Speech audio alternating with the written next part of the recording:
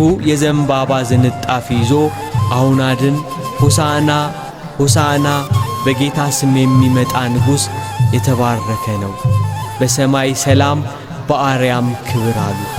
እየወደቁ ሰገዱለት።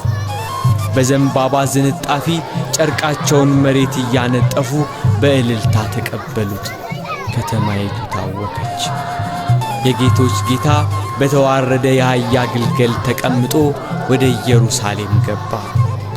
ሕፃናቱ በእግዚአብሔር ስም የሚመጣ ብሩክ ነው፣ አንተ የአማልክት አምላክ የእስራኤልም ንጉሥ እግዚአብሔር ብሩክ ነህ እያሉ እያመሰገኑ ተቀበሉት።